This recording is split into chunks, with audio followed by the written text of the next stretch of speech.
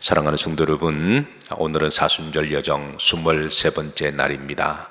한 발 더 주님 가까이 십자가를 한 번 더 묵상하시기를 주의 이름으로 축복합니다. 자, 우리는 어제 말씀에 솔로몬의 기도 가운데 통치자와 또 나라 백성에게 주시는 말씀을 함께 나누었는데요. 자, 통치자가 어떻게 통치를 해야 하는지 말씀을 받았습니다. 우리가 또 이를 위해서 기도를 해야 되고요. 기본적으로 통치자는 하나님의 살아계심과 또 하나님을 두려워하고 그리고 백성들을 사랑하는 마음을 가져야 할 것을 말씀드렸습니다. 그리고 오른손에는 공의를 가지고 왼손에는 정의를 가지고 그리고 가슴에는 이제 백성들 가운데 가난하고 힘들고 궁핍한 자를 살피고 그리고 억압하는 자 그리고 이제 악한 자가 있으면 그네들을 법 제도를 가지고 심판할 수 있는 그렇게 나라를 잘 이렇게 통치하고 섬기는 마음을 가지고 있으면 하나님이 이제 그 통치자에게 복을 주시고 그 나라에 복을 주신다고 약속을 하셨어요. 그래서 우리나라가 그런 나라가 되도록 우리 믿는 사람들이 기도를 해야 될 줄로 믿습니다. 오늘 본문에 보시면 어떤 약속의 축복을 주시느냐, 첫 번째 6절에 있습니다. 6절 다 같이 합독하십니다. 그는 뱀풀 위에 내리는 비같이 땅을 적시는 소낙비같이 내리리니 그랬습니다. 자, 통치자가 나라를 잘 하나님의 마음을 가지고 통치를 잘 하면 하나님께서 때를 따라 그 땅과 그 이제 곡식에 비를 내리신다라고 하는 약속을 주세요. 그래서 중반절에 내리는 비같이 또 소낙비가 와야 할 때는 소낙비가 내리고 팔레스타인 땅은 비가 잘 오지 않는 땅입니다. 그래서 비가 온다고 하는 것은 하나님 은혜와 하나님 축복을 상징했는데요. 그리고 또 비가 한번 또 소낙비가 내려야 할 때가 있습니다. 그건 추수할 때 시기를 맞추어서 이제 봄에 추수할 때와 그리고 가을에 또 추수할 때 고를 때 내리는 비를 이른 비와 늦은 비라고 그러죠. 그래서 비가 한번 쫙 내려주면 그 곡식들이 물을 잔뜩 먹고 그리고 이제 때가 되면 열매를 맺는 건데 하나님께서 이제 그런 복을 주신다고 약속을 하셨습니다. 참 우리나라는 이런 점에 있어서 복을 받은 나라입니다. 때를 따라 비가 내리고 또 소낙비가 내리고 그럴 때마다 우리는 다시 한번 이제 평소에 좀 깜빡깜빡 하나님께 대한 감사가 잊어버려도 비가 한번 쫙 내리면 그때 다시 한번 그 비를 보면서 하나님께 감사하십시다.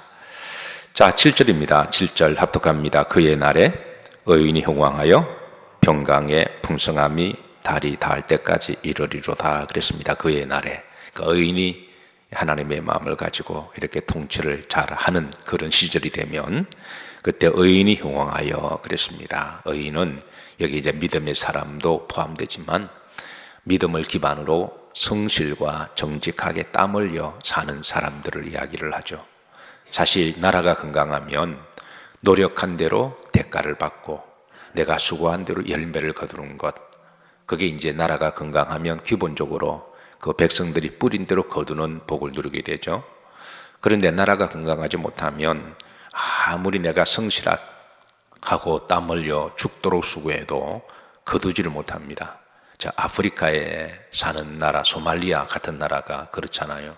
아무리 내가 수고하고 노력해도 워낙 강도들이 많고 도둑들이 많고 그리고 이리저리 빼가는 또 탐욕자들이 많아서 그래서 정치인들에게 빼앗기고 강도들에게 빼앗기고 사기꾼들에게 사기당하고 그러다 보니까 젊은 사람들이 그냥 자기도 그냥 그런 짓들을 하고 이게 이제 반복이 되는 거죠.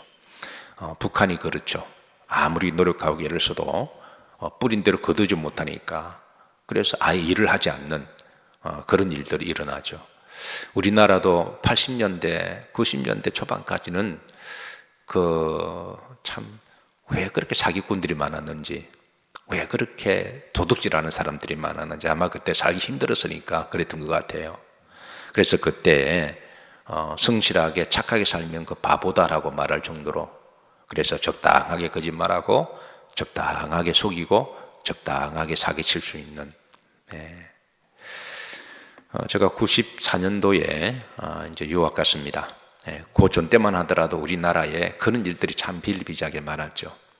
그런데 제가 미국 가서 깨달은 거는 수고한 대로 일한 대로 돈을 받는 나라, 누가 사기치거나 도둑질하지 않는 그런 이제 문화여서 참 제가 많이 부러웠던 적이 있습니다.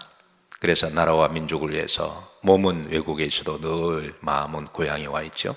그래서 하나님 우리나라도 축복하셔서 이런 사람들을 사기치고 도둑질하는 사람들이 좀 사라지고 기본적으로 서로 신뢰와 믿음과 성실하게 일하고 내가 노력한 대로 거둘 수 있는 것, 참 하나님 이런 나라가 되게 해주세요 라고 기도를 했습니다. 뭐 저뿐만 아니라 많은 분들이 그런 건강한 나라를 위해서 기도한 줄로 믿어요.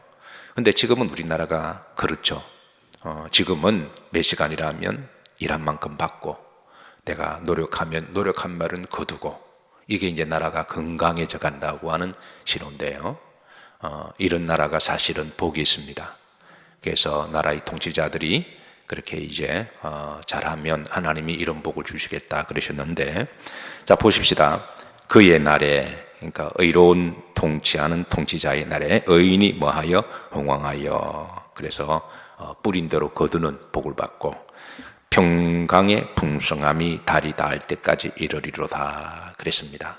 그래서 하나님께서 그런 복을 주신다 그러셨어요. 자, 둘째, 통치력의 복을 주시는데요. 8절입니다. 다 같이 합독합니다. 그가 바다에서부터 바다까지와 강에서부터 땅끝까지 다스리니 그랬습니다. 이게 다스린다라는 말은 통치력을 말하는 거죠. 그러니까 왕이 하나님을 두려워하고 그리고 백성을 사랑하고 공의와 정의를 그렇게 저울을 잘 가지고 그리고 가난하고 힘들고 이런 사람들을 살펴서 그렇게 해서 또 악한 자들이 활개치지 못하도록, 잘못하면 법에 따라 심판을 받도록 그렇게 제도를 만들어 놓으면 하나님께서 그 나라에 복을 주셔서 또 왕에게 통치력을 주셔서 또 백성들에게 존경을 받게 하고 또 그 나라가 확장되어서 뻗어나가도록 하나님께서 그런 복을 약속하시는데, 대표적으로 이스라엘 역사 가운데 바로 다윗 왕 시대 때 바로 이런 역사가 일어나요. 영토가 가장 넓은 영토를 통치하게 되고요. 그리고 이제 그 아들 솔로몬도 아버지의 영향력으로 그런 복된 나라가 됩니다. 우리나라가 그런 나라가 되기를 위해서 기도해 주시기를 바랍니다. 자, 셋째, 9절인데 원수들에게 굴욕이나 수치를 당하지 않는 나라가 되게 할 것이다. 합독합니다. 광야에 사는 자는 그 앞에 굽히며 그의 원수들은 티끌을 핥을 것이며 그랬습니다. 이 광야에 사는 자는 광야에 사는 족속들을 이야기하죠. 대표적으로 미디안 족속, 에돔 족속, 아말렉 족속, 이런 족속들은 사실은 광야가 거친 땅이다 보니까 사람들이 굉장히 거칩니다. 야만적이고 폭력적이고. 그래서 이 광야에 사는 족속 광적들이라고 제가 말을 하는데요. 이런 나라들이 이스라엘 나라를 참 많이 괴롭혀요. 블레셋도 광야에 사는 족속이거든요. 그런데 이제 이렇게 하나님을 잘 두려워하고 통치를 잘하게 되고 또 백성들은 믿음으로 성실과 정직하게 살아가면 하나님이 그 나라를 복되게 하사 주변 광적들이 이렇게 함부로 찝쩍거리거나 이제 공격하지 못하도록 하나님이 국방을 튼튼히 지켜주신다는 것이죠. 그래서 그들이 그 앞에 머리를 숙이고 그리고 굴복하고 하나님이 그렇게 부강하게 하신다는 것입니다. 자, 그런데 이 반대로 그렇지 못하면 정치인들은 정치적인 욕심에 따라 탐욕에 따라 이렇게 정치를 하고 또 백성들은 백성대로 이렇게 또 부패하고 또 우상숭배하고 또 이렇게 성실하지 못하고 믿음에서 떠나면 그 나라는 그 주변의 나라들에게 치이게 얻어터지고 끌려다니고 그리고 굴욕을 당하는 그런 일들이 생길 거라고 하는 것이죠. 우리나라에도 역사에 보면 그런 일들이 많았었는데요. 우리나라 인조 때 청나라 태종이 와서 인조왕에게 세 발 걸을 때마다 땅에 숙여 절을 하고 절을 할 때에 이마가 땅에 빡빡 부딪히도록 소리 나도록 절을 하라 그랬잖아요. 그래서 그때 인조의 굴욕이라 그래서 맨날 그 왕궁에서 서로 분당 정치하고 서로 편가르고 싸우고 그리고 당리당락에 따라서 같은 백성끼리 죽기 살기로 싸우고 그러니까 백성들도 죽기 살기로 싸우고 이럴 때 청나라에서 치고 들어와서 그렇게 해서 나라를 굴욕시키는 그래서 인조가 어쩔 수 없이 한 나라 왕이 다른 나라 왕에게 머리가 깨지도록 절을 그렇게 하는 그런 수모도 당하기도 하고요. 우리나라 일제시대 36년 동안에 물론 일제가 참 잘못했지만 그렇다고 우리도 잘한 거 없잖아요. 나라가 맨날 자기들끼리 싸우고 그러니까 주변의 나라들이 찝쩍거리고 삼켜버리는 거죠. 그래서 하나님을 두려워하고 정말 백성들을 사랑하는 마음을 가지고 공의와 정의를 가지고 사심을 버리고 그리고 가난한 자 어려운 자를 잘 살피고 그렇게 또 압제당하는 자가 있으면 법제도적으로 그러지 못하도록 통치자가 이렇게만 하면 하나님이 복 주신다는 거예요. 주변 나라들이 함부로 보지 못하도록 하나님이 축복하시는 나라, 우리가 이를 위해서 기도해야 됩니다. 자, 네 번째 마지막입니다. 문나라들로부터 섬김을 받고 그리고 이제 존경을 받는 나라가 될 것이다. 시편 72편 10절입니다. 합독합니다. 다시스와 섬의 왕들이 조공을 바치며 서바와 시바 왕들이 예물을 드리로다. 이게 다시스는 지금의 저 스페인을 이야기하죠. 그러니까 이스라엘 땅의 저 서쪽 끝에 있는 나라 스페인. 그리고 섬의 왕들이 주변에 지중해에 많은 섬들이 있죠. 그리고 스바는 지금의 예멘을 이야기하고 시바는 에티오피아를 아프리카 지역을 이야기하죠. 이 말은 어떤 지명보다도 하나님이 축복하면 주변의 나라들이 그렇게 조공을 바치고 예물을 드리는 이런 역사가 일어날 거라는 거예요. 주변 나라들로부터 존경을 받는 그런 부러움을 받는 나라. 흔히 나라가 잘 살게 되면 외국에서 소위 이제 외국 사람들이 이제 근로자들이 많이 들어오죠.